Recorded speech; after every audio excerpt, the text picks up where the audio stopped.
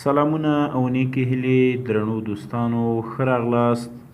خدای تعالی دې وکړي چې د روغ صحت او روغتیا درلودونکي به یاست. دا دی بخت الله بهار بیا هم حاضر شوی یم تر څو تاسو ته د نن ورځې د خطاطۍ لوست وړاندې کړم. په تیرو لوستونو کې موږ د کاف او د قاف توري لوستي وو او دا مو زده کړل چې کاف په څه ډول لیکلی کیږي او قاف په څه ډول لیکلی کیږي. نن راځو د لام او د میم توري زده کوو چې لام په څه ډول لیکلی کیږي او میم په څه ډول لیکلی کیږي. دا خط د نستعلیق خط په نوم یادیږي. بعضې خلک ورته د فارسي خط هم وایي. لام چې کله موږ لیکو اول د الف په شان حرکت کوو، بیا له دې څخه وروسته لکه نون داسې حرکت کوو، پورته یې ویایو. الف خو تاسو ته بهتره معلومه ده چې 5 ټکي وي، نو بناء د لام جګوالی هم 5 ټکي دی د الف د برخې.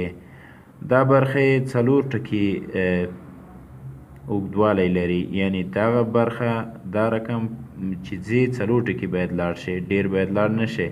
دا بیا 3 ټکي ده، یعنی دلته بیا یو څه داسې ګردوالی پیدا کوي، ګردیږي. که مو فکر کړی وي لکه د موټر ټایر د داسې ځي بیا ورو په ورو بیا دې برخې ته ورنږدې کېږي، نو بناء ځکه نو دې نه 3 ټکي جوړ شوي دي. کنی باید دا هم 4 وای، خو دلته دغه برخه د الف ته ورنږدې کېږي نو ځکه 3 ټکي دي. راځو میم په څه ډول لیکلی کېږي. اول داسې ځو، بیا داسې تاووو، لاندې راځو، سیخې بیا یو نری کوو یې اخري کې. دا د 9 نه تر 12 ټکو پورې جګوالی لري. میم د 9 څخه تر 12 ټکو پورې جګوالی لري، یعنی دغه جګوالی چې دی تر دې ځای پورې دا جګوالی یا به 9 ټکي وي، یا به 10 وي، یا به 11 وي او یا هم 12. له 9 څخه کم او له 12 څخه زیات جواز نه لري. پورتنۍ برخه 3 ټکي ده، یعنی که چیرې موږ د دغه الف نه تر دې ځای پورې ځو باید 3 ټکي دغه حرکت دا شی وکړو، یعنی دغه عرض باید 3 ټکي وي. راځو یو ځلې بیا درته لیکم چې تاسې ښه ورباندې پوه شئ او په پاکه توګه یې ووینئ بغیر ټکو څخه څه ډول لیکلی کېږي او څه ډول برېښي. دا ځل ټکي نه ورکوم. الف ولیکئ،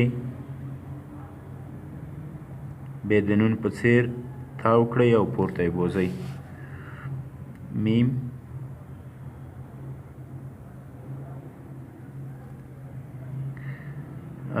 بیا یې درته لیکم.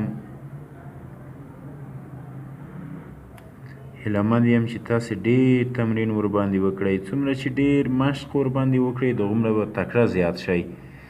او دا هم د نن ورځې لوست شو.